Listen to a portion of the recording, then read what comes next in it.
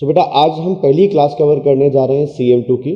मैं पढ़ाने से पहले एक बेसिक ओवरव्यू पेपर के बारे में आप लोगों को प्रोवाइड कर देता हूं।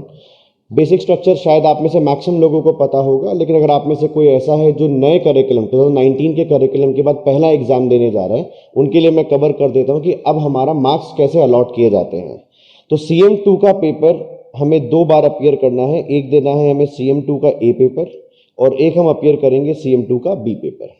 जो CM2 का A पेपर है that is theory and this is your practical exam.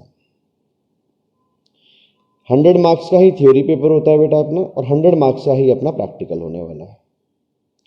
CM2 का जो प्रैक्टिकल है that is based on Excel. हम एक्सेल के ऊपर CM2 का प्रैक्टिकल पेपर दे रहे होंगे। थ्योरी पेपर का जो वेटेज है दैट इज 70% और प्रैक्टिकल पेपर का जो वेटेज है दैट इज 30%। और इन दोनों का टोटल हमें फाइनल स्कोर अलॉट होगा आउट ऑफ 100। अगर वो स्कोर हमारा मोर देन कट ऑफ है तो we will pass the exam, else we will fail the exam. So ये इस तरह से हमारे मार्क्स अलॉट होने वाले हैं CM2 के अंदर। मैं फटाफट से बता देता हूँ कितने चैप्टर्स हैं CM2 के अंदर। So in total there are 21 chapters in CM2, जो 1 से 21 तक आप देख पा रहे हो यहाँ पे। पहले इस पेपर का नाम हुआ करता था बेटा CT8, जो पुराना नाम है इस पेपर का दैट वाज CT8। तो चैप्टर नंबर 1 से लेकर जो 19 तक है वो सारा ऑलमोस्ट CT8 ही है जो पहले हुआ करता था। 2 पेपर्स यहाँ पे पुराने CT6 के करिकुलम से लाए गए हैं। तो अगर आप में से कोई ऐसा है जिसने पुराना CT6 पहले पढ़ा हुआ है, उसके लिए ये 2 चैप्टर्स ऑलरेडी उन्होंने कवर कर रखे होंगे वहां पे। हमें इनको कवर करने में, रूइन थ्योरी को कवर करने में 3 क्लासेस और रनर ट्रायंगल को कवर करने में 2 क्लासेस लगती हैं। सो इन शॉर्ट ये 5 क्लासेस का उनको एडवांटेज हो जाएगा जिन्होंने पहले CT6 पुराने करिकुलम वाला पढ़ा हुआ है। जिन्होंने नहीं पढ़ा ऑब्वियसली उनके लिए नया है पूरा, वो हम पूरा पढ़ेंगे यहाँ पे।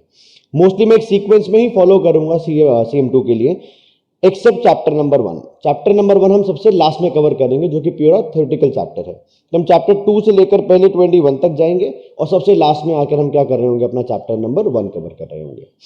आप में से हो सकता है कुछ लोग ऐसे हों जिन्होंने पहले इकोनॉमिक्स बिल्कुल नहीं पढ़ी है। अगर कोई ऐसा है तो उसको कोई भी टेंशन लेने की जरूरत नहीं है।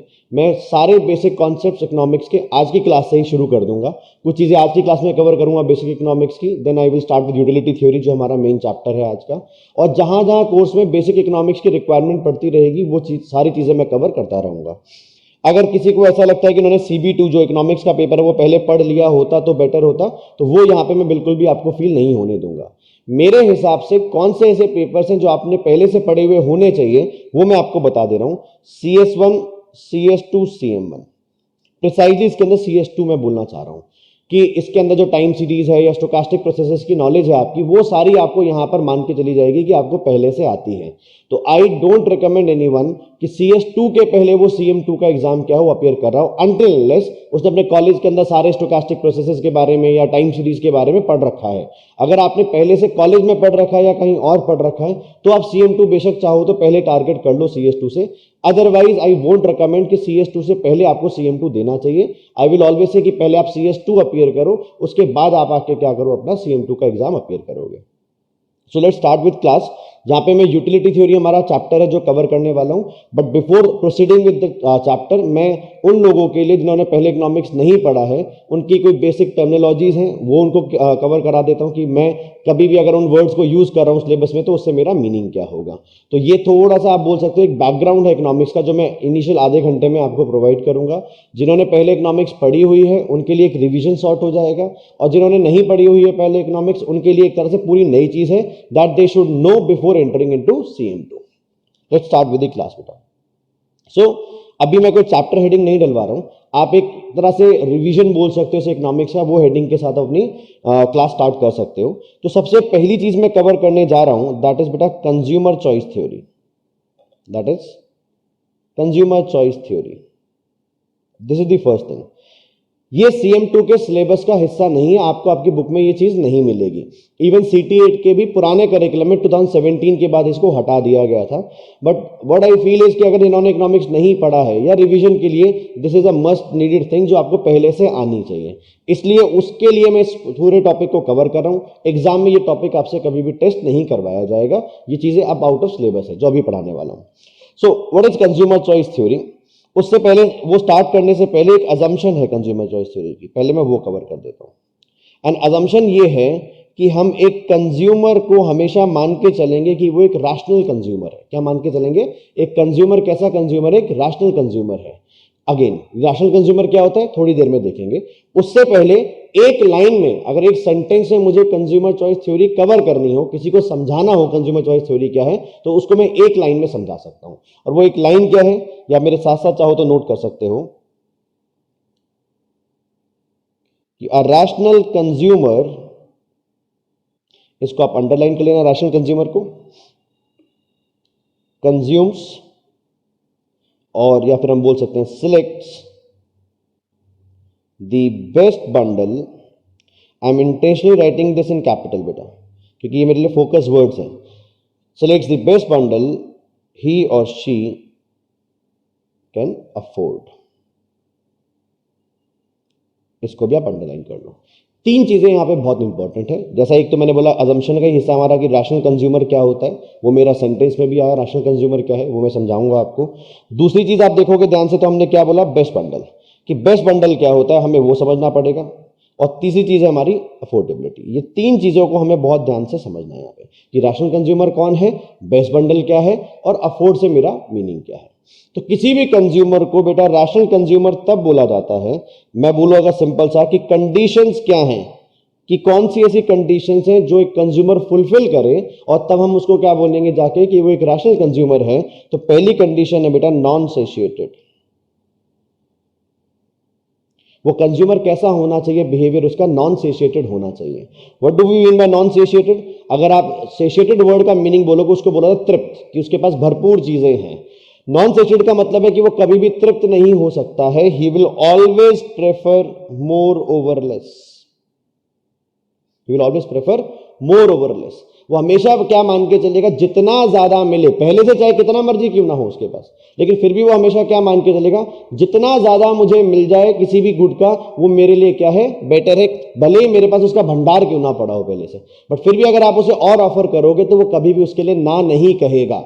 उस कंज्यूमर को बोला गया that is a non satiated consumer. Second thing कि उसका जो बिहेवियर होना चाहिए वो यूटिलिटी मैक्सिमाइजिंग होना चाहिए। Utility maximizing behaviour. Now what is utility? पहले हमें वो समझना, व्हाट इज यूटिलिटी। तो यूटिलिटी बेटा इकोनॉमिक्स में एक फैंसी वर्ड यूज करा गया फॉर सेटिस्फैक्शन और हैप्पीनेस। इकोनॉमिक्स में सेटिस्फैक्शन हैप्पीनेस जैसे वर्ड शायद आप ना देखो अपने बुक के अंदर, वहां पे वर्ड क्या यूज करा गया, यूटिलिटी। किसी एक गुड को कंज्यूम करने से आपको कितनी सेटिस्फैक्शन या हैप्पीनेस मिलती है या यूटिलिटी मिलती है, तीनों का मीनिंग क्या है, सेम है। तो सेटिस्फैक्शन और हैप्पीनेस हो गए जो हम नॉर्मल वर्ल्ड में अपने वर्ड्स यूज करते हैं। यूटिलिटी उसका इकोनॉमिक्स वाला वर्ड हो गया कि अगर किसी को किसी चीज से कितनी सेटिस्फैक्शन मिले या कितनी यूटिलिटी मिले, मेरे लिए उसका मीनिंग क्या रहेगा, सेम होगा। तो मैं हमेशा अपने सेटिस्फैक्शन को, अपने हैप्पीनेस को या यूटिलिटी को क्या करना चाहूंगा, मैक्सिमाइज करना चाहूंगा। ये पॉइंट अभी जब हम यूटिलिटी थ्योरी शुरू करेंगे वहां पे भी आपके साथ आएगा, वहां पे भी ये कंडीशन हम इंपोज करेंगे। तो दो कंडीशंस जो भी कंज्यूमर सेटिस्फाई करा दे, पहला कि वो नॉन सेशिएटेड हो, और दूसरा क्या हो, उसका बिहेवियर यूटिलिटी मैक्सिमाइजिंग हो। उस कंज्यूमर को क्या नाम देंगे, that is a rational consumer. So एक वर्ड तो हमारा क्लियर हो गया कंज्यूमर चॉइस थ्योरी का कि रैशनल कंज्यूमर कौन होता है। सेकंड हमने लिखा बेस्ट बंडल। बेस्ट बंडल पे जाने से पहले let me explain you bundle क्या होता है। इकोनॉमिक्स में बंडल किसको बोला गया, तो बंडल के लिए आप लिख सकते हो it is nothing but a combination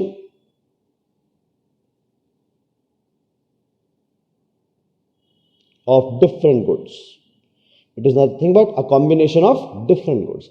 आप घर से निकले, ग्रोसरी शॉप में गए, आपको जो जो चीजें खरीदनी थी आपने सारी परचेज करी, जो बैग आप घर पे लेके आए, इकोनॉमिक्स की भाषा में उसको क्या बोला गया, वो एक बंडल है। आप गए, आपने मार्केट से फ्रूट्स खरीदने थे, आपने 4 से 5 तरह के जो जो फ्रूट्स आपको खरीदने थे आपने खरीद लिए, जो पैकेट आप घर पे लेके आए उस पैकेट को क्या बोला गया, वो पैकेट एक बंडल है इकोनॉमिक्स की भाषा में। So bundle is nothing but a combination of different goods. वो क्लियर हो गया। बट मेरी डेफिनेशन में क्या वर्ड यूज करा गया, मेरी डेफिनेशन वर्ड का यूज करा गया बेस्ट बंडल। तो अगर कोई आपसे बोले डिफाइन करो बेस्ट बंडल क्या है, तो I would say there is no definition of best bundle. Best bundle हर इंडिविजुअल के लिए अलग अलग हो सकता है। It is totally subjective in nature. कि अगर आपसे कोई पूछे बेस्ट बंडल क्या है, उसको डिफाइन कर दो, तो आप बोलो मैं नहीं डिफाइन कर पाऊंगा, आई नीड टू नो सामने वाले के टेस्ट कैसा है, उसका प्रेफरेंसेस कैसी हैं, उसके बेसिस पर I will be able to define कि बेस्ट बंडल क्या हो सकता है। फॉर एग्जाम्पल, आप आगे भी सिलेबस में देखोगे मैं ऐसा लिख रहा हूँ, मान लो मेरे पास एक बंडल एक्स है जिसके अंदर से मैंने 4 ऑरेंजेस एंड 5 एप्पल्स को रखा। मैं गया, मैंने 4 ऑरेंज खरीदे, 5 एप्पल खरीदे, वो मेरे लिए क्या बन गया, एक बंडल बन गया। अगर मैं एक और बंडल से वाई लेता हूं जिसके अंदर से मैं कहता हूं 3 ऑरेंजेस हैं एंड से 2 एप्पल्स हैं, उस केस में तो मैं क्लियरली बता सकता हूं कि आपके लिए बेस्ट बंडल क्या है। आप बोलोगे क्लियरली सर एक्स एक बेस्ट बंडल है, क्यों? क्योंकि मैं तो नॉन सेचुरेटेड कंज्यूमर हूं, उसके लिए क्या है, मोर इज बेटर। तो आपने बोला 3 ऑरेंज के कंपैरिजन में मुझे 4 ऑरेंज मिल रहे हैं एक्स के अंदर, वाई में 2 एप्पल मिलते हैं तो उसके कंपैरिजन में मुझे यहां पे 5 एप्पल मिलते हैं, तो आई वुड से कि x is a best bundle as compare to y. हमें कंपैरिजन के लिए दूसरे बंडल की जरूरत पड़ी, तो हम यहां पे क्या लिखेंगे कि एक्स गिव्स मोर सेटिस्फैक्शन और x is preferred over y, और x की यूटिलिटी y की यूटिलिटी से क्या है, आपकी ज्यादा है। अगर मैं ऐसा कर दूं सिमिलरली कि x बंडल को ऐसे ही रखते हैं 4 ऑरेंजेस एंड 5 एप्पल्स, और y के अंदर से मैं कहता हूं 6 ऑरेंजेस हैं एंड 7 एप्पल्स हैं, तो आप क्लियरली बोल सकते हो कि x या y गिव्स मोर सेटिस्फैक्शन या x गिव्स लेस सेटिस्फैक्शन। एक ही बात है कि इस केस में अगर उस कंज्यूमर को वाई बंडल कंज्यूम करने को मिलता है तो वहां पे उसकी यूटिलिटी और सेटिस्फैक्शन क्या होगी, ज्यादा होगी एज कंपेयर टू क्या, वाई। बट अगर मैं ऐसा सिनेरियो आपको दूं कि यहां पे मेरे पास एक बंडल एक्स है जिसके अंदर से सेम 4 ऑरेंजेस एंड 5 एप्पल्स हैं, और वाई है जिसके अंदर से मैं कहता हूं 3 ऑरेंजेस हैं एंड 6 एप्पल्स हैं, तो अब आप बताओ, अब बंडल एक्स को प्रेफर करोगे या बंडल वाई को प्रेफर करोगे? तो शायद आप बोलो सर मेरे पास कोई क्लियर आंसर इस चीज का नहीं है। मैं आंसर कब कर पाऊंगा, जब मैं आपको क्या बताऊं कि टेस्ट और प्रेफरेंसेस कैसे हैं। मान लो कोई कंज्यूमर ऐसा है जिसको ऑरेंजेस ज्यादा पसंद है, जिसको ऑरेंजेस ज्यादा पसंद है, वो कहता है मेरे को 2 एप्पल कम खाने पड़ेंगे, कोई दिक्कत नहीं, लेकिन एक ऑरेंज मुझे ज्यादा मिल जाए, क्योंकि ऑरेंज मेरा फेवरेट फ्रूट है, मैं उसको कंज्यूम करने से ज्यादा सेटिस्फाइड होऊंगा एज कंपेयर टू जो सेटिस्फैक्शन मुझे एप्पल को खाने से मिलेगी। उस केस में आप बोलोगे कि बंडल एक्स को क्या करा जाएगा, प्रेफर करा जाएगा। वहीं पर अगर कोई ऐसा कंज्यूमर है जिसे एप्पल से ज्यादा सेटिस्फैक्शन मिलती है और उसके लिए वो ऑरेंजेस को सैक्रिफाइस करने को तैयार है, उसे फर्क नहीं पड़ता कि मुझे ऑरेंज क्या मिल जाए, एक कम मिल जाए, लेकिन 2 एप्पल ज्यादा मिल रहे हैं, मुझे उससे ज्यादा यूटिलिटी या सेटिस्फैक्शन मिलेगी, तो उस कंज्यूमर के लिए क्या बोला जाएगा कि वो वाई को प्रेफर करता है।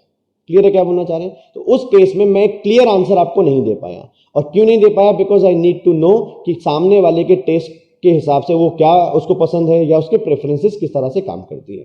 तो एक छोटा सा नोट डाल के आप लिख लेना, मैं डिक्टेट कर दे रहा हूं। The definition of best bundle, the definition of best bundle is subjective. The definition of best bundle is subjective, as there is no unit, as there is no unit to measure the utility, as there is no unit to measure the utility or satisfaction or happiness, whatever word you want to use, आप use कर सकते हो। As there is no unit to measure the utility or satisfaction or happiness, comma, but we can always give a ranking,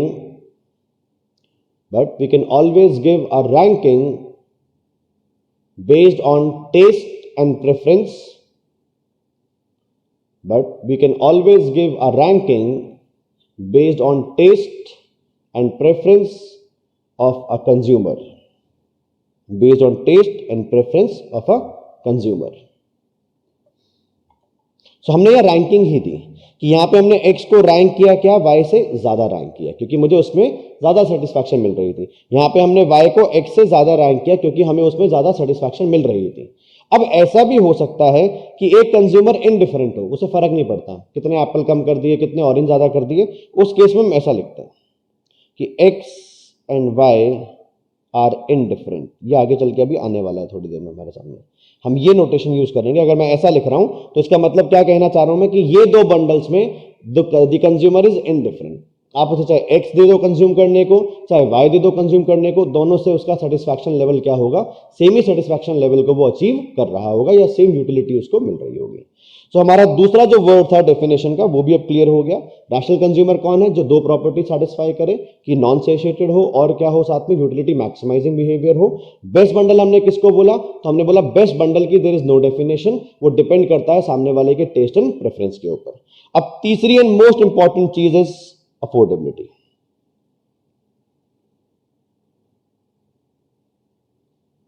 now what is affordability? मुझे एंटीला खरीदने से बहुत utility मिलेगी, मैं ऐसा बोलता हूं कि भाई बहुत महंगा, सबसे महंगा घर है इंडिया का, मेरे को एंटीला खरीदना है। अब खरीदना है, यूटिलिटी तो ऑब्वियसली मेरी बहुत ज्यादा होगी, पर क्या मैं वाकई उसको अफोर्ड कर सकता हूं, क्वेश्चन तो मेरा ये है। तो अफोर्डेबिलिटी बेटा डिपेंड करती है तीन चीजों के ऊपर। पहला, ऑब्जेक्टिव क्या है, ऑब्जेक्टिव का मतलब सॉरी, क्या चीज आप खरीदने जा रहे हो, किस चीज को आप अफोर्ड करने की बात कर रहे हो। तीसरा, आपका इनकम लेवल क्या है, और दूसरा, और तीसरा आपका हो गया प्राइस ऑफ गुड, वो चीज जो आप खरीदने जा रहे हो उसका प्राइस क्या है। ये बात बहुत क्लियर है हमारे दिमाग में कि अगर मेरा income level price of good से क्या रहेगा, ज्यादा रहने वाला है, तो ही मैं उसको क्या कर पाऊंगा, अफोर्ड कर पाऊंगा। और अगर मेरा income level price of good से क्या है, कम है, तो मैं खाली क्या कर सकता हूं, उसको एम कर सकता हूं कि फ्यूचर में मैं अपने इनकम लेवल को इतना बढ़ाऊं कि मैं इस गुड को क्या कर पाऊं, जाके अफोर्ड कर पाऊं। तो कोई भी रैशनल कंज्यूमर क्या होगा, he will always try to consume the best bundle, जो वो क्या कर सकता है, अफोर्ड कर सकता है। और अफोर्ड करने के लिए ये तीन चीजें आपको ध्यान में रखनी है कि क्या आप खरीदने जा रहे हो, क्या आपका इनकम लेवल है, और किस प्राइस पे वो चीज आपको मार्केट में अवेलेबल होने वाली है। तो ये तो हो गई हमारी कंज्यूमर चॉइस थ्योरी की डेफिनेशन, और उस डेफिनेशन को मैंने पूरा अभी एक्सप्लेन करा। नेक्स्ट टॉपिक आप हेडिंग डाल लेना, बेसिक जो इकोनॉमिक्स के रिविजन के अंदर ही आ रहा है अपना, law of diminishing marginal utility. Law of diminishing marginal utility. तो यूटिलिटी वर्ड अभी तक हमें क्लियर हो गया, utility is the satisfaction level या हैप्पीनेस जो मुझे किसी गुड को कंज्यूम करने से मिलती है। डिमिनिशिंग मार्जिनल यूटिलिटी क्या होता है, वही मैं एक्सप्लेन करने वाला हूं। मैं एक एग्जांपल लूंगा, ध्यान से समझना। Suppose I am talking about a seasonal fruit, और सीजनल फ्रूट, सीजन मतलब साल में एक ही बार वो मुझे कंज्यूम करने को मिलता है, और मैं बहुत टाइम से उस गुड को कंज्यूम करना चाहता हूं क्योंकि वो एक साल में एक बार आता है और मुझे बहुत पसंद है, मान लो वो फ्रूट जो है। तो जब मुझे सीजन आने पर उस पर्टिकुलर फ्रूट की फर्स्ट यूनिट कंज्यूम करने को मिलेगी, द लेवल ऑफ सेटिस्फैक्शन या हैप्पीनेस जो उस पर्टिकुलर यूनिट को कंज्यूम करने से मैं पा रहा हूंगा, वो बहुत बहुत ज्यादा होगा, क्योंकि मैं बहुत टाइम से उसके लिए क्या कर रहा था, वेट कर रहा था कि कब सीजन आएगा, कब मेरे को ये फ्रूट मिलने वाला है। मैंने बोला क्योंकि बहुत टाइम से मैं क्रेव कर रहा था, तो साथ में ही मैं उसकी सेकंड यूनिट भी कंज्यूम करना चाहता हूं। अब आप सोचो, पहली यूनिट के जस्ट बाद जब आप सेकंड यूनिट को कंज्यूम करने जाओगे तो आपको सेटिस्फैक्शन कितना मिलेगा, क्या वो फर्स्ट यूनिट के बराबर होगा, या उससे कम होना चाहिए, या उससे ज्यादा होना चाहिए। तो नेचुरल आंसर है क्योंकि मैं फर्स्ट यूनिट ऑलरेडी कंज्यूम कर चुका हूं, मैं कुछ सेटिस्फैक्शन ऑलरेडी उससे अचीव कर चुका हूं, तो सेकंड यूनिट से मिलने वाला सेटिस्फैक्शन डेफिनेटली क्या होगा, लेस देन फर्स्ट यूनिट। ये नहीं बोल रहा उससे सेटिस्फैक्शन नहीं मिलेगा, मिलेगा, लेकिन फर्स्ट के कंपैरिजन में क्या मिलेगा, थोड़ा कम मिलेगा, कि यहां पे सेटिस्फैक्शन ज्यादा है, सेकंड में सेटिस्फैक्शन क्या हो गया, थोड़ा कम हो गया। मैंने कहा आप एक और यूनिट कंज्यूम कर लो, तो उसमें सेटिस्फैक्शन जो मिलेगी वो क्या होगी, बोले सर लेस देन सेकंड होगी, और तो फर्स्ट से तो ऑब्वियसली क्या होगी, कम होगी। तो हम इस तरीके से देखेंगे, एक ऑर्डर हमारा बनता चला जाएगा कि जब जब मैं आपको वन एडिशनल यूनिट, प्लीज मेरे वर्ड को बहुत ध्यान से सुनना, जब जब मैं आपको किसी पर्टिकुलर गुड की वन एडिशनल यूनिट ऑफर करता जाऊंगा, उस एडिशनल यूनिट से मिलने वाली यूटिलिटी या सेटिस्फैक्शन हमेशा क्या होगी, कम होगी as compare to your previous unit से जो सेटिस्फैक्शन आपको मिली होगी। यही सेम पैटर्न आपका आगे भी क्या होता जाएगा, फॉलो होता चला जाएगा। तो इकोनॉमिक्स में बेटा जो मार्जिनल वर्ड यूज हुआ, that is use for one additional unit. अब मैं वर्ड पे जा रहा हूं पूरे, जो हमने लॉ डिफाइन करा उसका मीनिंग क्या है। सो वन एडिशनल यूनिट बोले या मार्जिनल बोले, बात एक ही है। तो जब हम मार्जिनल यूटिलिटी की बात करते हैं तो हम ये बात करने जा रहे हैं कि वन एडिशनल यूनिट कंज्यूम करने से मिलने वाली जो यूटिलिटी है वो हमेशा नेचर में कैसी होगी बेटा, डिमिनिशिंग होगी। वो क्या होती जाएगी, आपकी कम होती चली जाएगी। बट क्या सेम बिहेवियर मेरा टोटल यूटिलिटी में होगा? तो आंसर इज नो। कि अगर मैं बोलूं फर्स्ट यूनिट कंज्यूम करने वाली यूटिलिटी और टोटल यूटिलिटी यहां तक की वो सेम होगी क्योंकि एक यूनिट मैंने कंज्यूम करी है। सेकंड यूनिट तक जो मैंने टोटल कंज्यूम करा है उसकी यूटिलिटी क्या होगी? तो फर्स्ट से ऑब्वियसली क्या होगी? ज्यादा होगी। सेकंड तक बात कर रहा हूं तो फर्स्ट और सेकंड दोनों को मैं ऐड कर रहा हूं, लेकिन पर्टिकुलर सेकंड यूनिट की यूटिलिटी फर्स्ट से डेफिनेटली क्या होगी? कम होगी। तो मेरी जो टोटल यूटिलिटी है वो तो इंक्रीज कर रही है, and which satisfies the first property of rational consumer की more is preferred over less. मैं एक्स्ट्रा यूनिट कंज्यूम करता चला जाऊंगा, उसमें कोई दिक्कत नहीं है क्योंकि I will always prefer more over less. लेकिन वन एक्स्ट्रा यूनिट कंज्यूम करने से जो इंडिविजुअल यूटिलिटी मुझे मिल रही होगी that will be less than the previous unit जो मैंने क्या करी होगी? कंज्यूम करी होगी। इसको एक लाइन में आप लिख लो। एक काम करो, आप ऐसा लिख सकते हो कि total utility is increasing, note डाल के लिख लेना कि total utility is increasing, but it is increasing at a decreasing rate. The total utility is increasing, but it is increasing at a decreasing rate. Her individual unit से जो extra add हो रहा है नंबर वो क्या होगा? Previous से हमेशा क्या होता जाएगा? छोटा होता चला जाएगा। दिस इज इकोनॉमिक्स के अंदर law of diminishing marginal utility. I hope ये पॉइंट भी आपका क्लियर होगा। चलो नेक्स्ट टॉपिक आप डाल सकते हो। सो नेक्स्ट हेडिंग डालना बेटा आप इनडिफरेंस कर्व।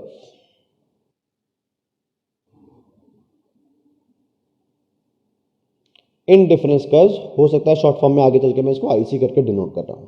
सो हम ऐसा बोलते हैं, एक चीज हमारी रिवाइज भी कर लेते हैं। मान लो मेरे पास एक बंडल एक्स है और उसके अंदर मैं ऐसा ले रहा हूं कि एक गुड 1 होगा कोई और सेकंड क्या हो गया? गुड 2 की क्वांटिटी हो गई।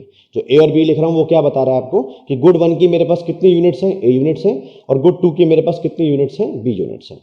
मैंने बोला मेरे पास एक और बंडल वाई है सपोज, जिसके अंदर मैं a plus p plus b plus q ये क्वांटिटीज रख रहा हूं गुड 1 और गुड 2 की, और मैं आपको ये बता दे रहा हूं यहाँ पे पी और क्यू दोनों ही नेचर में क्या है? पॉजिटिव है, स्ट्रिक्टली 0 से बड़े हैं।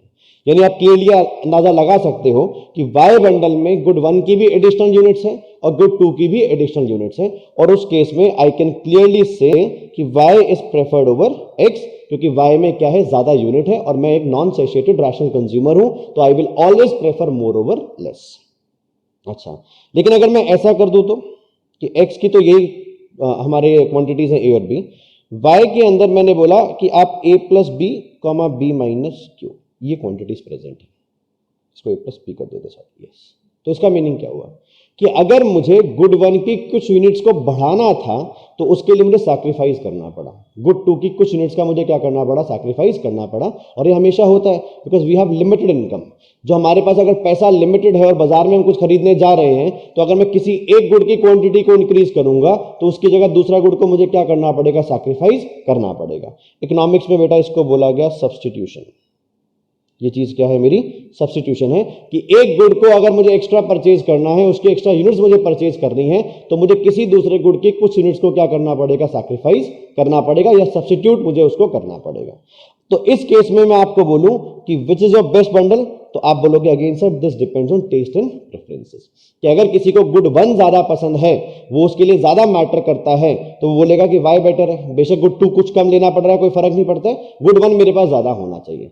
Same goes for second case के, अगर गुड 2 ज्यादा पसंद है तो वो एक्स को प्रेफर करेगा, क्योंकि गुड 2 की ज्यादा यूनिट्स कहां पे प्रेजेंट है? मेरे पास एक्स के अंदर प्रेजेंट है।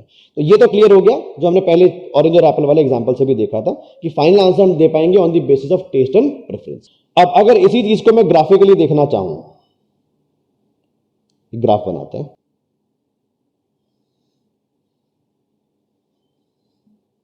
तो एक्स एक्सिस पर मैं गुड 1 की क्वांटिटीज को प्लॉट कर रहा हूं, और वाई एक्सिस पर से मैं गुड 2 की क्वांटिटीज को क्या कर रहा हूं? प्लॉट कर रहा हूं।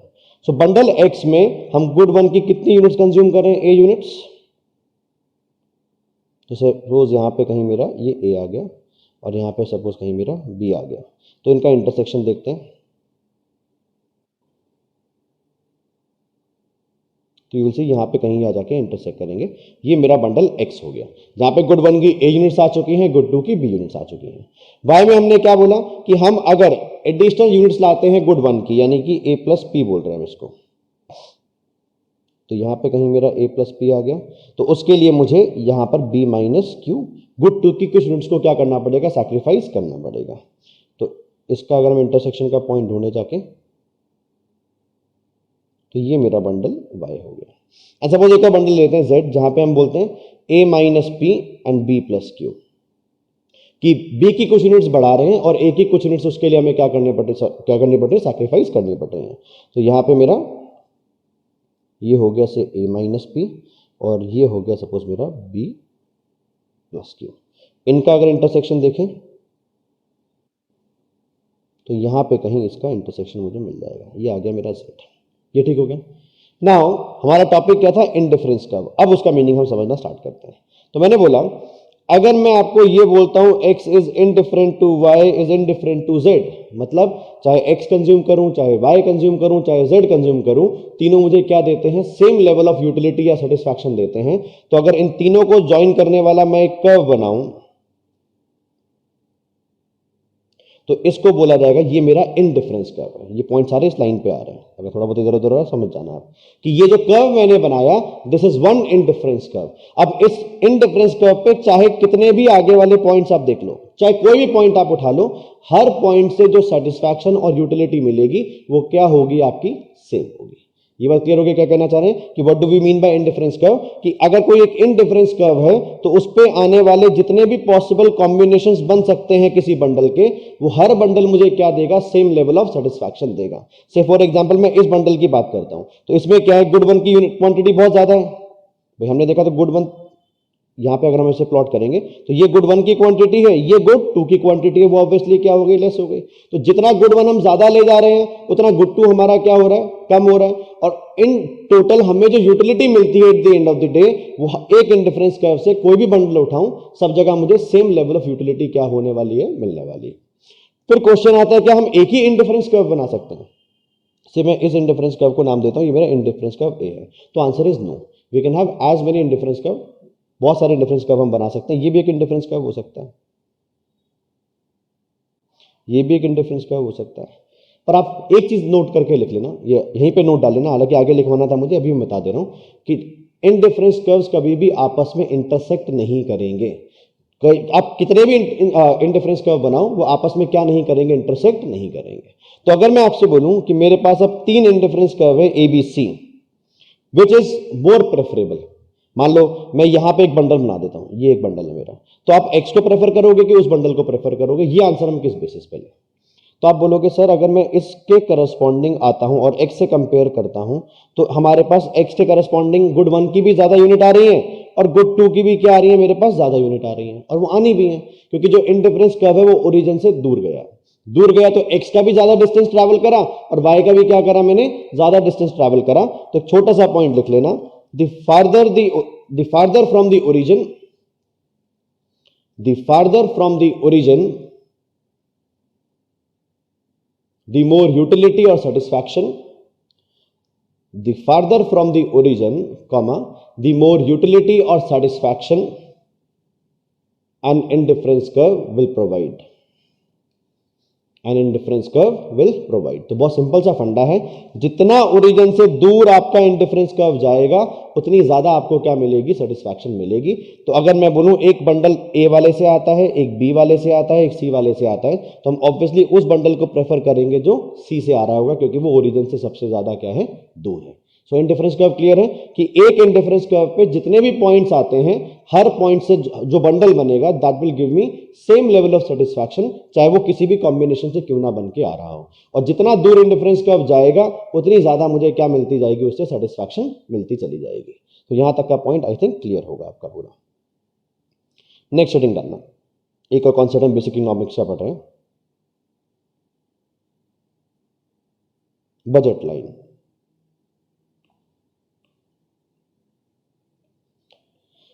इस टॉपिक को कवर करने के लिए कुछ नोटेशंस में यूज करूंगा, वो आप फटाफट नोट कर लेना। मैं P1 से मेरा मीनिंग है बेटा price of 1 unit of good one, कि गुड वन की अगर मुझे 1 यूनिट मार्केट में खरीदने जानी है तो जो पैसा मुझे देना पड़ेगा वो क्या है, P1 है। सिमिलरली P2 से मेरा मीनिंग है price of 1 unit of good two. Q1 से मेरा मीनिंग है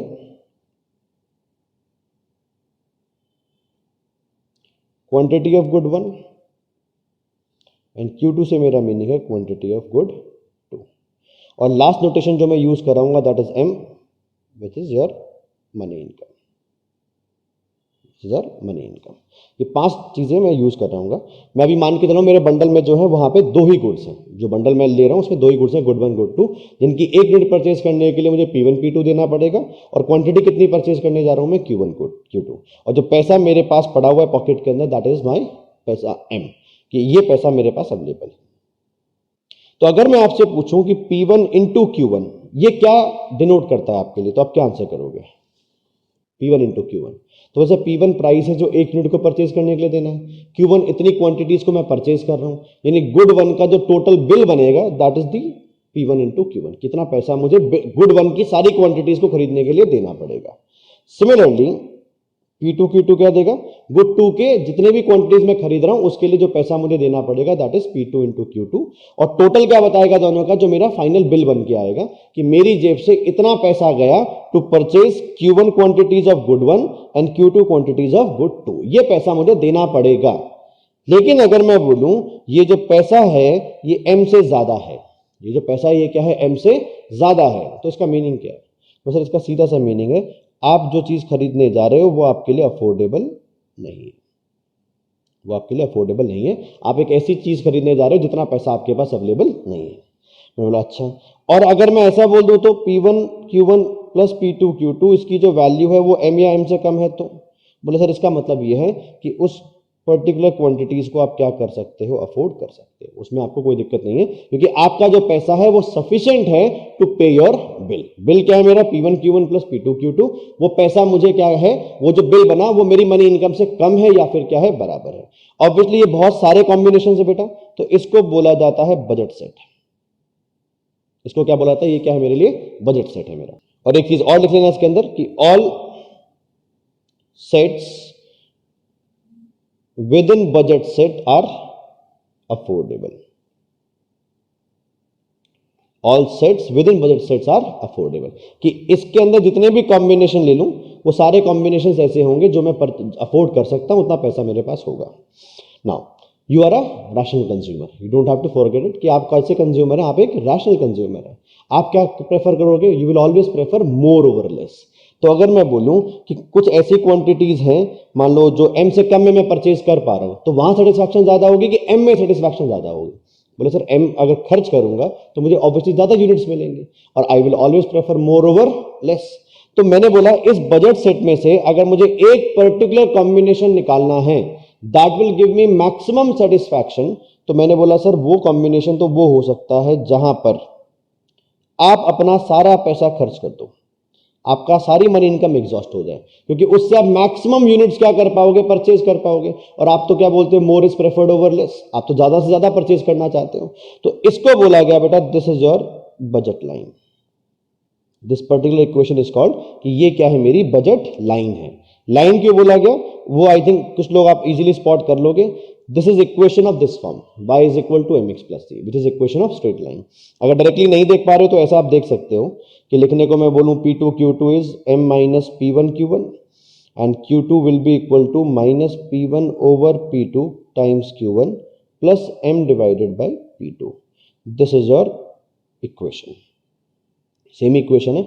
अब हम देखें तो y की जगह पे हमें क्या दिखाई दे रहा है, तो y की जगह पे हमें दिखाई दे रहा है Q2, x की जगह पे हमें दिखाई दे रहा है Q1, m जो स्लोप है मेरा उसकी जगह पे हमें दिखाई दे रहा है minus of P1 by P2, और जो इंटरसेप्ट है उसकी जगह पे मुझे दिखाई दे रहा है m बाई P2। मैं इजीली कंपेयर कर सकता हूं, this is equation of a straight line जहां पर स्लोप क्या है ना, दैट इज ऑल्सो इंपॉर्टेंट।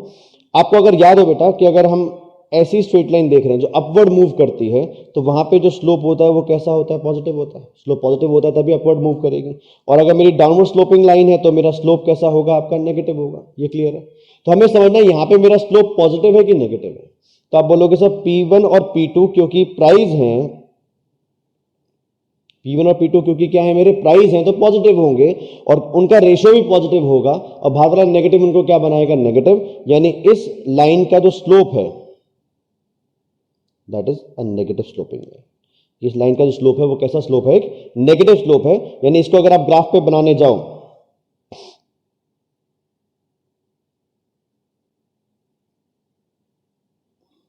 तो एक डाउनवर्ड स्लोपिंग लाइन आपको दिखाई देगी। और अगर मैं उसके कोऑर्डिनेट्स की बात करूं कि अगर मेरे को ये दो कोऑर्डिनेट्स बताने तो वो तो मैं आसानी से बता सकता हूं भाई। अगर यहां पे मैं बता, ये मेरा Q1 वाला एक्सिस है, ये मेरा सपोज Q2 वाला एक्सिस है, तो मुझे अगर ये पॉइंट कैलकुलेट करना है तो मुझे किसको जीरो रखना पड़ेगा? बोले सर अगर आप इसको क्या करना चाहते हो, ये वाली क्वांटिटी तो Q1 यहाँ पे बढ़ रही है, Q2 को क्या रखना पड़ेगा? आपको जीरो रखना पड़ेगा। तो मैंने बोला अगर ऊपर वाली लाइन में मैं Q2 को जीरो रख देता हूं तो जो मेरे Q1 की वैल्यू निकल के आती है कि भाई इसको अगर आपने जीरो रखा तो ये जो वैल्यू आएगी वो आपकी m/P1 निकल के आएगी। और सिमिलरली तो ये कोऑर्डिनेट मेरा ऐसा आ जाएगा, मैं कोऑर्डिनेट लिख दे रहा हूं कि दिस इज m/P1, 0। सिमिलरली अगर आप Q1 को जीरो लिख देते हो तो जो Q2 की आपकी वैल्यू आएगी दैट इज m/P2। तो ये जो कोऑर्डिनेट आपका आएगा दैट इज 0, m/P2। इन दो पॉइंट्स के ये कोऑर्डिनेट आपके बन गए। कोऑर्डिनेट समझाना मेरा टास्क नहीं था, वो मैंने जानबूझ के निकलवा दिए। अब आपको समझना क्या है कि इन पर्टिकुलर वैल्यूज का भी कोई सिग्निफिकेंस है जो आपको समझना है कि भाई m/P1 का क्या सिग्निफिकेंस है और इस m/P2 का क्या सिग्निफिकेंस है। उसके लिए मैंने वैल्यूज आपसे निकलवाई जानबूझ के। तो आप बोले सर अगर मैं सिर्फ और सिर्फ Q1 यानी गुड वन की ही सारी क्वांटिटी, अपना सारा पैसा सिर्फ गुड वन को कंज्यूम करने में खर्च कर देता हूं तो मेरे पास मैक्सिमम यूनिट्स आ जाएंगी गुड वन की। गुड टू तो मैं खरीद ही नहीं रहा, तो अपने पैसे से जो मैं मैक्सिमम क्वांटिटी गुड वन की खरीद सकता हूं वो m/P1 है। वो क्या है? आपकी m/P1 है।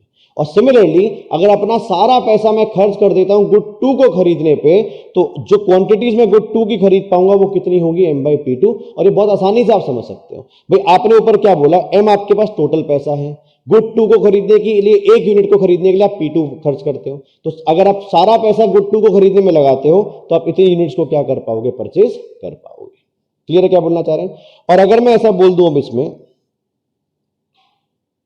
कि मैं सपोज एक इंडिफरेंस कर्व बनाता हूं, यहां पे ये मेरा इंडिफरेंस कर्व है जहां पे ये एक बंडल हो गया से x, यहां पर एक और ये बंडल हो गया से मेरा y, ये दो बंडल्स हो गए x और y।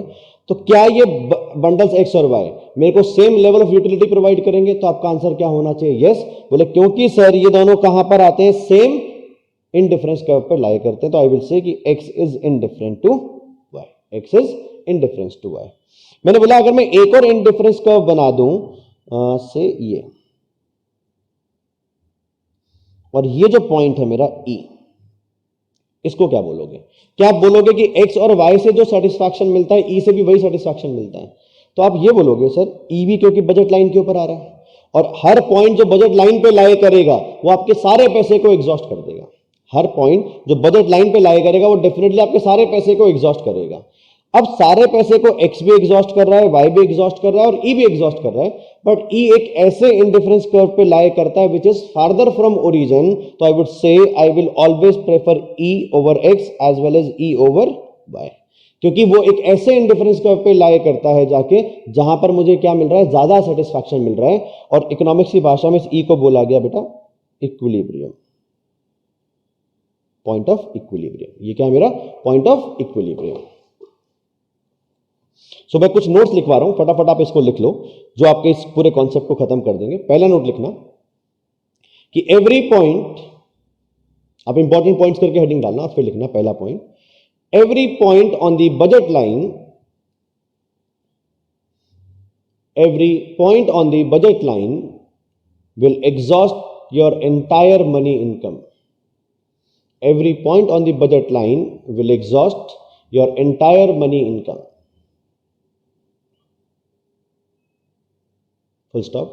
सेकेंड पॉइंट लिखना, पॉइंट ई, मैं इसी ई की बात करूं जो मैंने ग्राफ पे बनाया, point E will also exhaust your money income. Point E will also exhaust your money income, but it lies on an indifference curve, but it lies on an indifference curve which is farther from origin,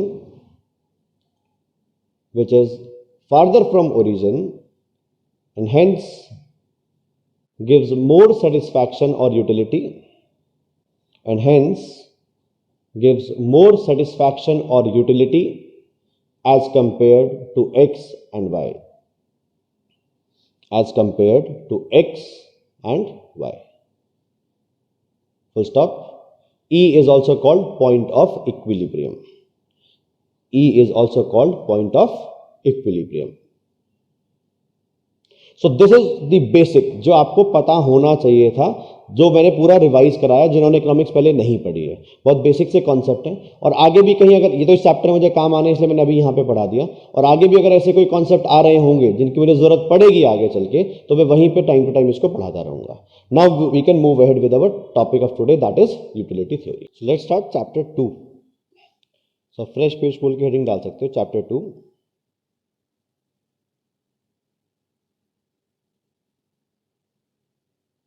utility theory. Chapter 2 जो आपका है utility theory, ये हम start करने जा रहे हैं। सो आपको एक चीज समझना बेटा, जो हम फाइनेंशियल इकोनॉमिक्स पढ़ते हैं, कि हम पूरे सीटीएट में जो पढ़ेंगे that is our financial economics. Financial economics is totally about investor and investments. एक इन्वेस्टर है, उसकी इन्वेस्टमेंट्स, उसके ही अराउंड आपकी सारी फाइनेंशियल इकोनॉमिक्स ढूंढती है। तो जिस तरह से मैक्रो इकोनॉमिक्स बोलते हैं, या कंट्री की जीडीपी या कंट्री की पॉलिसीज का डिस्कशन होता है, वो सारा कुछ आपका फाइनेंशियल इकोनॉमिक्स के अंदर आपको देखने को नहीं मिलेगा। यहाँ पे एक इन्वेस्टर है और दूसरा क्या है, वो कहाँ पर इन्वेस्टमेंट कर रहा है, उनको लेके बनाई गई सारी चीजें हैं फाइनेंशियल इकोनॉमिक्स के अंदर, कि वो कैसे कैसे इन्वेस्टमेंट कर सकता है। अब जब कभी भी आप इन्वेस्टर की बात करते हो तो दो चीजें उसके लिए बहुत बहुत इंपॉर्टेंट है। पहली चीज, जब भी कभी हम इन्वेस्ट करते हैं कहीं पे, तो हम देखना चाहते हैं कि हमें रिटर्न क्या मिलेगा, हमें कितना पैसा वापस मिलेगा, रिटर्न क्या मिलेगा। और दूसरी चीज होती है बेटा उसके लिए रिस्क। दूसरी चीज क्या है उसके लिए? रिस्क। सो अगर आपने पैसा किसी फिक्स डिपॉजिट में इन्वेस्ट करा है, बैंक में इन्वेस्ट करा है, तो उसके लिए भी फाइनेंशियल इकोनॉमिक्स का कोई सेंस नहीं बनता, क्योंकि आपको पता है कि मैंने इतना पैसा डाला, इतने टाइम बाद मुझे इतना पैसा मिल जाएगा। हम डेफिनेटली बात कर रहे हैं उन इन्वेस्टमेंट की जिसके अराउंड कुछ रिस्क इन्वॉल्व है, जिसके अराउंड क्या है, कुछ जहां मुझे सर्टेन नहीं है।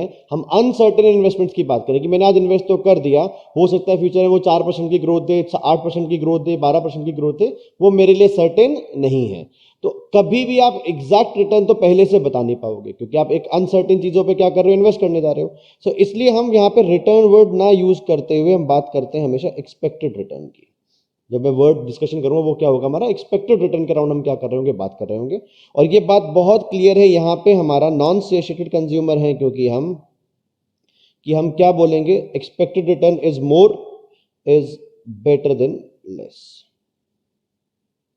इस पर कोई डाउट नहीं होना चाहिए कि अगर मैं एक नॉन सेशेटेड कंज्यूमर हूं या इन्वेस्टर हूं, तो मेरा एक्सपेक्टेड रिटर्न में क्या चाहूंगा, हमेशा क्या निकल के आए, ज्यादा से ज्यादा निकल के आए। वो जितना कम होगा उतना ही मेरे लिए क्या है, खराब है। और दूसरा, जब हम रिस्क की बात करते हैं तो obviously this is a negative thing around में। इसको सुन के मुझे कोई पॉजिटिव वाइब्स तो नहीं आते। तो यहां पे हम ये मान के चलेंगे कि we are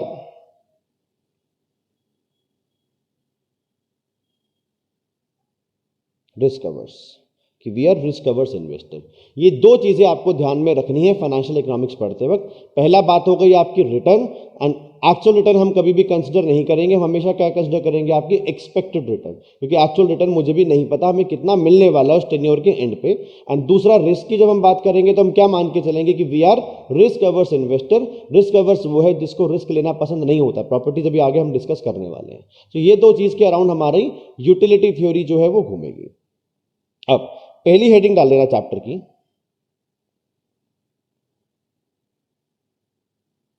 expected utility theorem. Expected utility theorem, पहला पॉइंट लिख लेना बेटा इस थ्योरम का। फर्स्ट पॉइंट मैं डिक्टेट कर रहा हूं। The expected utility theorem, the expected utility theorem states that the expected utility theorem states that a function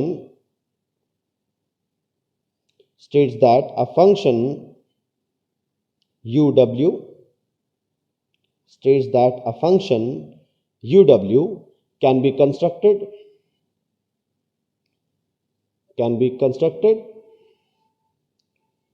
representing an investor's that a function uw can be constructed representing an investor's utility on wealth w can be constructed representing an investor's utility on wealth w at some future date. At some future date. Second point लिखना. Decisions are made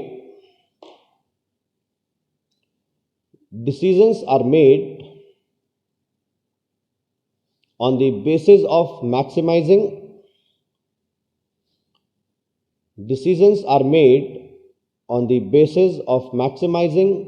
the expected value of utility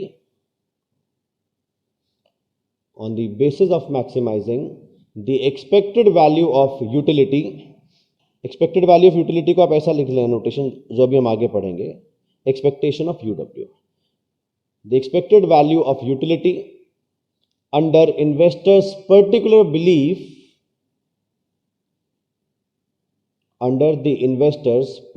belief about the probability of different outcomes. Under the investor's particular belief about the probability of different outcomes. तो ये तो होगा exam के लिए, अगर आपको theory में डिफाइन करना हो कि आपको बोले डिफाइन एक्सपेक्टेड यूटिलिटी थ्योरम, तो आप ये 2 पॉइंट्स वहां पे दे सकते हो. अब मैं मैथमेटिकली इसको समझाता हूं, इसका मीनिंग क्या है. अज्यूम करो कि आपकी जो करंट वेल्थ है दैट इज से सम यूडब्ल्यू, और प्लीज ध्यान से सुनना, ये रैंडम वेरिएबल नहीं, ये एक नोन क्वांटिटी है, क्योंकि आपको पता है आज आपके पास कितना पैसा है, वो अननोन नहीं है मेरे लिए, कि कितना पैसा हो सकता है मेरे पास, ऐसा नहीं बोल रहा हूं. मेरे पास कितनी वेल्थ है मेरी, ये मुझे नोन है, that is a known constant. And से मेरे को ना ऑप्शन मिला कि आप इसको इन्वेस्ट कर सकते हो एसेट्स के अंदर. So we will be going to invest in assets जो हमें कुछ कुछ रिटर्न दे सकते हैं. से मेरे पास कुछ ऐसा निकल के आया कि रिटर्न जब मैं निकालता हूं एसेट्स के ऊपर, तो हमें ये ऑप्शंस मिले कि अगर मैं इसे किसी ऐसी जगह इन्वेस्ट कर सकता हूं जहां पे मुझे I1 रिटर्न मिलेगा, और उसके चांसेस क्या, सर्टेन नहीं है कुछ भी मेरे लिए, विद प्रोबेबिलिटी P1. हो सकता है मुझे अपनी इन्वेस्टमेंट के ऊपर I2 रिटर्न मिल जाए, I2% के हिसाब से रिटर्न मिल जाए, जिसकी प्रोबेबिलिटी क्या होगी मेरी P2, and so on IN के हिसाब से रिटर्न मिल जाए, जिसकी प्रोबेबिलिटी क्या है P1. There could be multiple जगह पे मैं इन्वेस्टमेंट कर सकता हूं. पहली जगह इन्वेस्ट कर सकता हूं तो I1 का रिटर्न मिल सकता है, चांसेस सर्टेन नहीं है, P1 चांसेस है उस बात के. I2 रिटर्न मिल सकता है जिसके चांसेस P2 है. सिमिलरली IN% के हिसाब से रिटर्न मिल सकता है जिसके चांसेस क्या है आपके PN. नाउ से मैं फ्यूचर वेल्थ अपनी निकालना चाहता हूं कि eight the end of the tenure मेरे पास जो पैसा होगा दैट इज W. तो मेरा पहला क्वेश्चन आपसे, क्या W कांस्टेंट है या W रैंडम वेरिएबल है? तो आप बोलोगे सर इनिशियल वेल्थ कांस्टेंट है, लेकिन जहां मैं इन्वेस्ट करने जा रहा हूं वहां के आउटकम सर्टेन नहीं है. Those are associated with probability कि या तो I1 रिटर्न के हिसाब से बढ़ेगा पैसा या I2 के हिसाब से बढ़ेगा, और हर एक की अपनी अपनी एक प्रोबेबिलिटी है. सो W is definitely not certain, it is a random variable. तो हम बोले कि फ्यूचर वेल्थ W एक रैंडम वेरिएबल है, और ऐसा बोल देते हैं कि अगर उसने एसेट 1 में इन्वेस्ट करा, अगर उसने कहां करे अपने पैसे को, कहां पे इन्वेस्ट करा, फर्स्ट कैटेगरी में इन्वेस्ट करा, तो उसकी फ्यूचर वेल्थ W1 हो जाएगी, और उसकी प्रोबेबिलिटी हम क्या बोल रहे हैं, with probability P1. Similarly second category में इन्वेस्ट करता है तो W2 हो सकते हैं with probability P2, and so on WN हो सकती है विद प्रोबेबिलिटी PN. तो W1 W2 ये क्या है, these are the particular values of wealth जो ओवर द टाइम हो सकती हैं. अगर आप याद करो, हम रैंडम वेरिएबल पढ़ा करते थे, ये नोटेशन यूज करते थे. सो कैपिटल X क्या होता था मेरा random variable, and small x are the possible values जो वो रैंडम वेरिएबल ले सकता था. तो वो वैल्यूज मेरे पास क्या आ गई, ये आ गई, और हर वैल्यू की अपनी एक क्या निकल के आने वाली है, प्रोबेबिलिटी निकल के आने वाली है. चलो, तो ये तो क्लियर हो गया कि W एक रैंडम वेरिएबल है, उसकी पॉसिबल वैल्यूज ये हो सकती है, ये उसकी करस्पॉन्डिंग प्रोबेबिलिटी आ जाएगी. अब एक नोट लिखो छोटा सा, वैसे आपको याद होना चाहिए, मैं लिखवा दे रहा हूं कि if X is a random variable, क्योंकि उससे मैं कुछ और लिंक करूंगा अभी, तो नोट लिख लेना. If X is a random variable then every function of X, if X is a random variable, then every function of X is also a random variable. If x is a random variable, then every function of x is also a random variable. तो चाहे मैं x square की बात करूं, चाहे x cube की बात करूं, चाहे x स्क्वायर प्लस 1 की बात करूं, जो भी फंक्शन मैं x का बनाऊंगा वो भी क्या होगा, रैंडम वेरिएबल होगा। तो यहां पर हमने क्या बोला, w एक रैंडम वेरिएबल है, w एक रैंडम वेरिएबल है, और उससे मिलने वाला, सपोज मैंने उसके लिए जो यूटिलिटी फंक्शन बनाया, जो मैंने फर्स्ट पॉइंट लिखा uw, वो उसका फंक्शन हो गया। तो लिख लेना since uw is a function of wealth, since uw या यूटिलिटी बोल लेना, since utility uw is a function of wealth w, hence uw is also a random variable, hence uw is also a random variable। Clear? CS1 या CT3 जो भी आपने पुराना paper पढ़ा था, वहां पे बातें आप देखते हुए आ रहे हो कि अगर एक रैंडम वेरिएबल है तो उसका हर फंक्शन भी एक रैंडम वेरिएबल होगा। वही कॉन्सेप्ट हमने यहाँ पे यूज करा कि W एक रैंडम वेरिएबल है तो उसका हर फंक्शन भी क्या होगा, एक रैंडम वेरिएबल होगा। हम उसका एक फंक्शन कंसिडर कर रहे हैं UW, जिसको हमने क्या नाम दिया, वो मेरा यूटिलिटी फंक्शन है। दूसरी चीज CS1 से ही आ रही है ये भी, हम x को स्टडी करने के लिए यूजुअली उसका क्या पढ़ा करते थे, मीन निकालते थे, वेरिएंस निकालते थे, बहुत सारी चीजें देखते थे। हम लिटरली x का तो मेरे पास PDF आ गया, उसके बाद मैं क्या करूं, तो हम उसकी प्रॉपर्टीज को डिस्कस करते थे यूजिंग उसका मीन, उसका वेरिएंस एंड फर्दर चीजों का डिस्कशन करते थे। यहां पर लिख लेना कि we are not interested in UW, एक और नोट डाल के लिख लेना कि we are not interested in UW, we are actually interested in expected value of UW. We are not interested in UW, we are actually interested in UW, and as a rational consumer,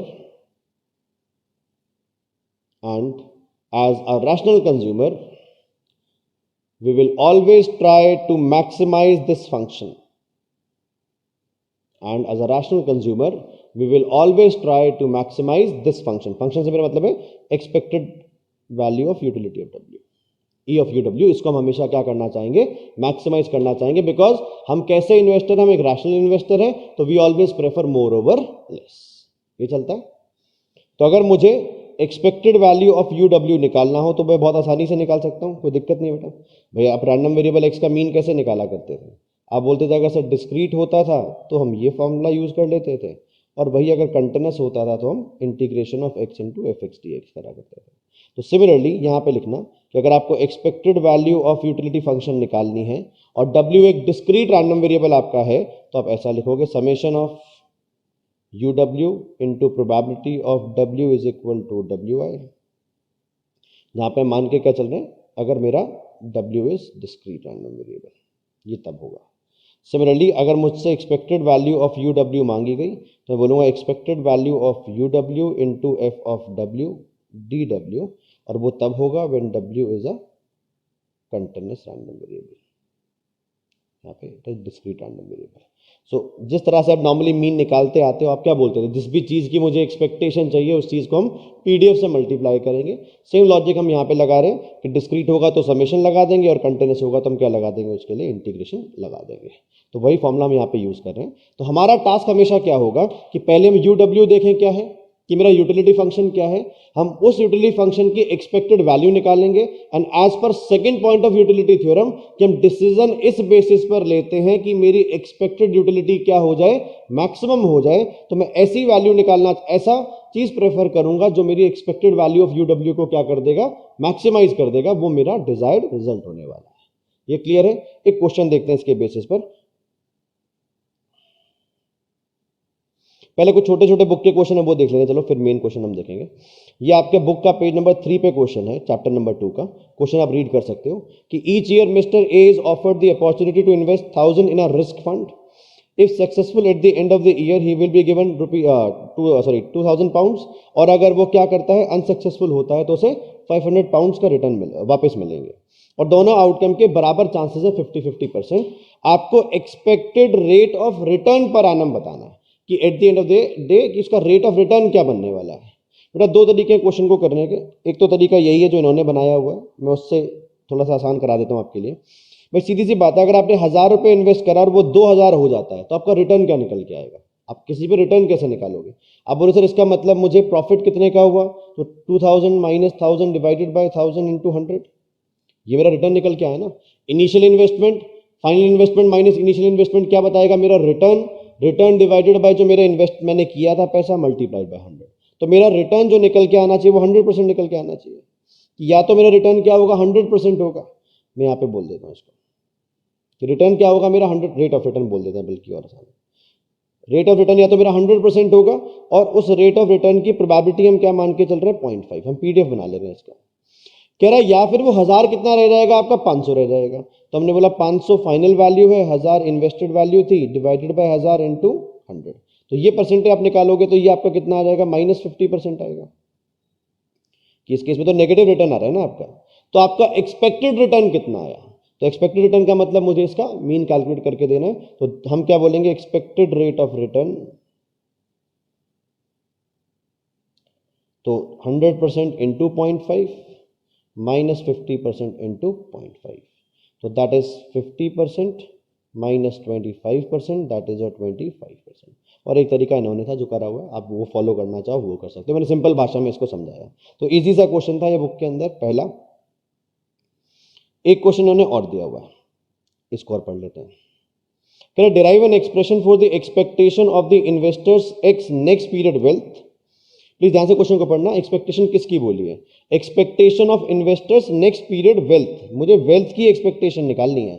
if we invest a proportion of a of his current wealth डब्ल्यू in equity a, जो equity उसको ये दो return दे सकती है कि या तो -4% का रिटर्न आएगा या -8% का रिटर्न आएगा, और दोनों की हमें करस्पॉन्डिंग प्रोबेबिलिटी दे रखी है। चलो तो यहां पे सॉल्व करते हैं।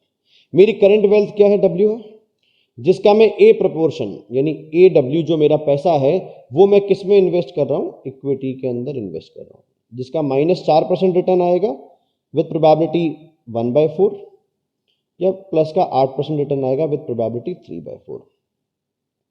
और रिमेनिंग पैसे को मैं छेड़ नहीं रहा हूं, कह रहा rest of the rest in a non interest bearing bank account, यानी वो एक तरह से मेरे घर पे ही रखा हुआ है जिसका मुझे कोई इंटरेस्ट भी मैं कमा नहीं पा रहा हूं। तो बचा हुआ पैसा हुआ कितना? तो आप बोलोगे sir W minus A W, या फिर आप इसे बोल सकते हो 1 माइनस ए इंटू डब्ल्यू, वो एक ही बात है। ठीक है, अब हमें बतानी है expected value of the next period wealth. Wealth की एक्सपेक्टेड वैल्यू क्या हो सकती है? तो पहले मुझे बताना है कि वेल्थ की वैल्यू क्या क्या निकल सकती है फ्यूचर में, और उसकी क्या क्या चांसेस है मेरे।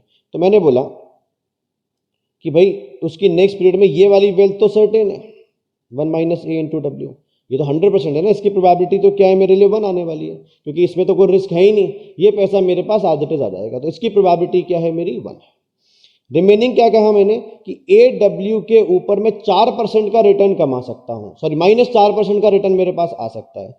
तो मेरी जो वेल्थ होगी वो ए डब्ल्यू इंटू 1 माइनस 4%, और उसकी करस्पॉन्डिंग प्रोबेबिलिटी क्या है मेरी? 1/4। मुझे तो एक्सपेक्टेड वैल्यू निकालनी है। या फिर A W multiplied by 1 plus 8% with probability कितनी? 3/4। This is your expected value of W. भाई वेल्थ की वैल्यू क्या क्या हो सकती है? वेल्थ की एक वैल्यू तो ये सर्टेन है विद प्रोबेबिलिटी 1, या एक वैल्यू ए डब्ल्यू में से 4% घटा तो 96% उसका रह जाएगा, या 8% हमारा इसका बढ़ जाएगा। वही हमारा यहाँ पे इसका सोल्यूशन निकल के आ रहा है, आप इसे चेक कर सकते हो। ऐसे कैलकुलेट में कर ही देता हूँ। So this is my 1 minus A into W plus A W into 0.96 into 0.25 plus A W, या ए डब्ल्यू को कॉमन निकाल देता हूँ, एक काम करता हूँ में से कि A W multiplied by 0.96 into 0.25 plus 1.08 into 0.75। आपकी इक्वेशन यही की यही वापस आ जाएगी, और आप इसे क्या कर सकते हो? कैलकुलेट कर सकते हो। एक क्वेश्चन और है इसके बेसिस पर, अब इसको ध्यान से पढ़ना। सो नेक्स्ट क्वेश्चन है state N expression for the expectation of next period of utility. Please को ध्यान से पढ़ना। Expectation of utility of investor, यानी यहां पर मुझे expected value of U W निकालना, ये ध्यान से पढ़ना। वहां क्या लिखा था? एक्सपेक्टेड वैल्यू ऑफ वेल्थ लिखा था, यहां क्या लिखा है? एक्सपेक्टेड वैल्यू ऑफ यूटिलिटी, और उसके लिए यूटिलिटी फंक्शन भी चाहिए, तो वो आपको दे दिया जाएगा। तो मुझे लगता नहीं अब कोई दिक्कत आनी चाहिए। डब्ल्यू की वैल्यूज आपको पता है क्या क्या हो सकती हैं, उससे क्या आप करस्पॉन्डिंग यू डब्ल्यू की वैल्यू कैलकुलेट कर लोगे, और यू डब्ल्यू की वैल्यू आ गई तो उससे आप उसका मीन भी कैलकुलेट कर सकते हो। बल्कि मैं इससे बड़ा क्वेश्चन भी करा रहा हूँ, शायद उसके बाद आप ये क्वेश्चन आसानी से कर पाओ। ये बुक के पेज नंबर 5 पे था। नेक्स्ट क्वेश्चन जो हमारा आता है ये भी बुक के पेज नंबर 5 पे है और अच्छा क्वेश्चन, हम इसको कवर कर रहे हैं। प्लीज ध्यान से पढ़ना इस क्वेश्चन को। तो कहता है इन्वेस्टर ए है जिसकी इनिशियल वेल्थ कितनी है 100 है और which is currently invested in non interest bearing account. तो हमारे पास वो 100 का 100 पूरा आया हुआ है और यूटिलिटी फंक्शन का फॉर्म क्या है, लॉग ऑफ डब्ल्यू, कि जो भी पैसा होगा उसका लॉग अप्लाई करेंगे तो उसकी यूटिलिटी की वैल्यू मेरे पास निकल के आ जाएगी। कह रहा investment Z offers a return of -18% या फिर प्लस का 20% विद इक्वल प्रोबेबिलिटी, कि रिटर्न या तो माइनस का 18% आएगा या प्लस का 20% आएगा और दोनों की प्रोबेबिलिटी क्या है हमारी, सेम है। तो कह रहा what is investors A expected utility if nothing is invested in investment Z, यानी आपने कोई भी पैसा जेड में नहीं इन्वेस्ट करा तो कहां पड़ा हुआ आपका पैसा, जहां से कोई इंटरेस्ट आपको आता नहीं है। तो आप चाहे कितने भी टाइम पीरियड बाद उसकी वैल्यू निकालना, वो पैसा आपका $100 ही रहने वाला है, उसकी वैल्यू कभी भी चेंज नहीं होने वाली है। तो हम ये बोलेंगे, ये पेज नंबर 5 का क्वेश्चन है कि हमारी जो करेंट वेल्थ है दैट इज 100, इसमें कोई डाउट नहीं है, ये हमें दिया हुआ है। तो अगर मुझे इसकी यूटिलिटी निकालनी हो, हमें क्या बोला गया, what is investors as expected utility, तो उसके लिए पहले मैं यूटिलिटी निकाल देता हूं। तो मैंने बोला यूटिलिटी ऑफ W की वैल्यू दी गई है मुझे, लॉग ऑफ W, ये फंक्शन है। W की वैल्यू फिक्स है 100, तो इस केस में जो यूटिलिटी की वैल्यू मुझे मिलने वाली है दैट इज लॉग ऑफ 100, और क्योंकि ये कांस्टेंट है तो इसका एक्सपेक्टेशन भी कितना निकल के आएगा। तो बोले sir expected value of UW भी कितना रहेगा हमारा, लॉग ऑफ 100 ही रहने वाला है। This is your first part, सीधा सा पार्ट, क्योंकि इसमें रैंडम वेरिएबल इंट्रोड्यूस हुआ ही नहीं। अब सेकेंड पार्ट में क्या बोला गया उसको देख लेते हैं। तो बोला what is investors as expected utility if they are entirely invested in investment Z, कि सारा का सारा पैसा अगर आप इन्वेस्टमेंट जेड में लगा देते हो तो आपकी एक्सपेक्टेड यूटिलिटी क्या आएगी, तो वो देख लेते हैं। तो करंट वेल्थ हमारी 100 है, रिटर्न क्या क्या आ सकता है, माइनस का 18% या फिर प्लस का 20% विद इक्वल प्रोबेबिलिटीज, ये बोला गया है। तो आपको समझना ही है बेटा, माइनस के 18% रिटर्न का मतलब मेरी जो फ्यूचर वेल्थ होगी वो 18% कम हो सकती है। क्या चांसेस है, 0.5, यानी 100 में से 18 चले जाएंगे मेरे पास, तो मेरी फ्यूचर वेल्थ कितनी बचेगी, 82। This is my future wealth with probability कितनी मेरी, 0.5, ये चलता है। या फिर मेरी फ्यूचर वेल्थ क्या हो जाएगी, 20% हो जाएगी, यानी 20 मुझे एक्स्ट्रा मिल जाएंगे, तो उसकी वैल्यू क्या हो गई मेरी, 120 विद प्रोबेबिलिटी कितनी मेरी, 0.5। ये मेरी फ्यूचर वेल्थ निकली है। नाउ यूटिलिटी फंक्शन क्या है, तो बोले वो लॉग ऑफ W है, यानी अगर इससे अब मैं U ऑफ W बनाऊं which is also a random variable, तो आप बोलोगे उसकी value log of 82 with probability 0.5 या लॉग ऑफ 120 विद प्रोबेबिलिटी 0.5, ये मेरे यूटिलिटी फंक्शन की वैल्यू निकल के आ जानी चाहिए। और मुझसे क्या मांगा गया, मुझसे मांगी गई है उसकी एक्सपेक्टेड यूटिलिटी। तो एक्सपेक्टेड यूटिलिटी क्या होगी, तो इसका मीन निकाल देंगे। तो हमने बोला एक्सपेक्टेड यूटिलिटी होगा कि या तो वैल्यू लॉग 72 होगी तो मल्टीप्लाइड बाय उसकी प्रोबेबिलिटी, सॉरी 82 मल्टीप्लाइड बाय 0.5 या फिर log of 120 multiplied by 0.5। Answer देख लेते हैं, कैलकुलेटर है नहीं अपने पास अभी, तो 4.597। This is your expected utility अगर आप सारा का सारा पैसा किस में इन्वेस्ट कर देते हो, इन्वेस्टमेंट जेड के अंदर लगा देते हो।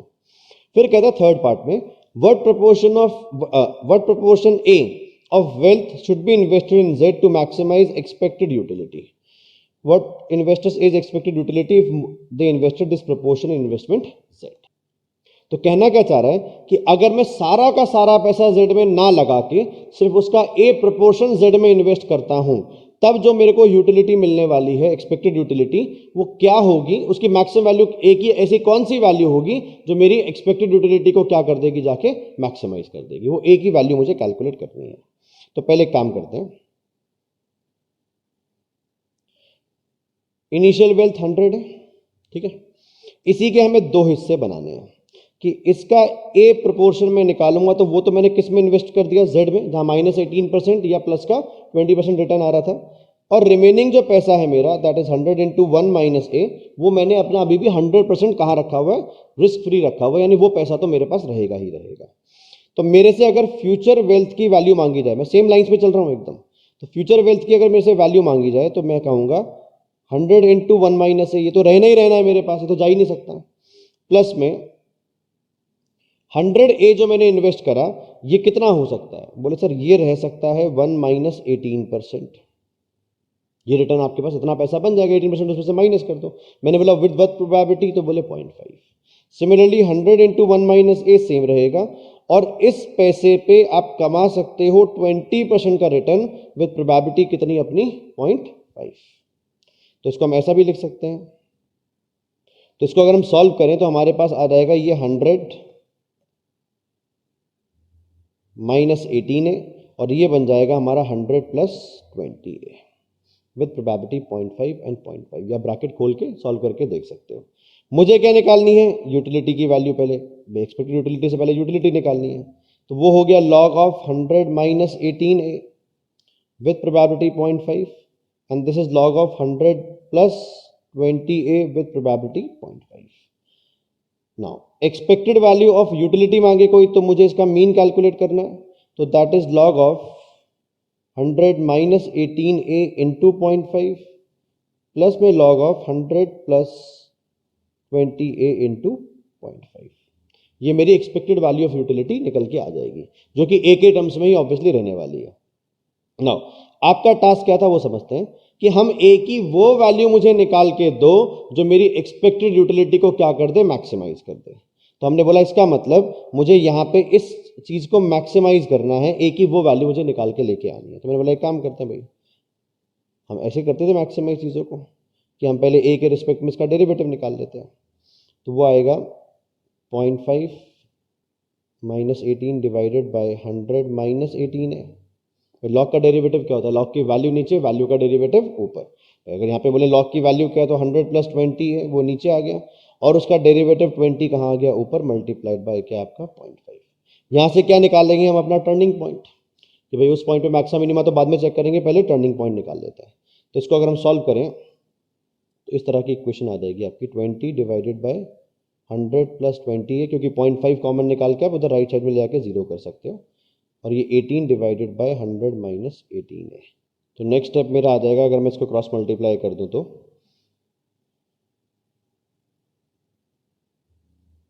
2000 minus 360a is equal to 1800 plus 360a,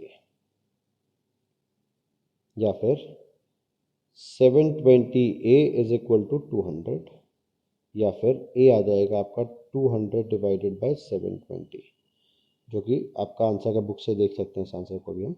तो 0.2777 a की जो वैल्यू आएगी आपकी 0.2777, यानी अगर हम अपने जो भी हमारी वेल्थ है उसका 27.77% इन्वेस्ट कर देते हैं तो चांसेस ये मैक्सिमम होना चाहिए। हालांकि उसके लिए आपको एक काम और करना है अभी, क्या कि आप क्या करोगे, सेकंड डेरिवेटिव निकालोगे, जो मैं आपके लिए छोड़ रहा हूँ, और चेक करके दिखाओगे कि सेकंड डेरिवेटिव क्या आना चाहिए, हमारा नेगेटिव आना चाहिए इस ए की वैल्यू पे। और सेकंड डेरिवेटिव नेगेटिव आने का मतलब क्या है, कि ये मैंने ए की वो वैल्यू है जो मेरी एक्सपेक्टेड वैल्यू ऑफ यूडब्ल्यू को क्या करती है, जाके मैक्सिमाइज करती है। सेकंड डेरिवेटिव बुक में चेक करके दिखा हुआ, आप भी आसानी से चेक कर सकते हो कि दिस इज द वैल्यू, कि अगर आप 27.77% ऑफ योर एसेट्स का कहां इन्वेस्ट करते हो, अपना आप जेड में इन्वेस्ट कर देते हो, तो आपके पास जो रिटर्न निकल के आएगा वो उसकी एक्सपेक्टेड यूटिलिटी मैक्सिमम निकल के आने वाली है। ठीक है, और लास्ट में क्या बोला गया, कि वो एक्सपेक्टेड यूटिलिटी की वैल्यू भी मुझे निकाल के दे दो, कि भाई ए की वो वैल्यू रिप्लेस करने के बाद एक्सपेक्टेड यूटिलिटी की वैल्यू क्या होगी।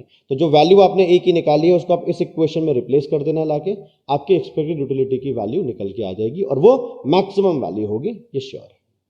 तो आज इतना ही रख रहे हैं क्लास को, नेक्स्ट क्लास में हम इस चैप्टर को कंटिन्यू करेंगे, एक क्लास और लगेगी और चैप्टर हमारा ओवर हो जाएगा। थैंक यू बेटा।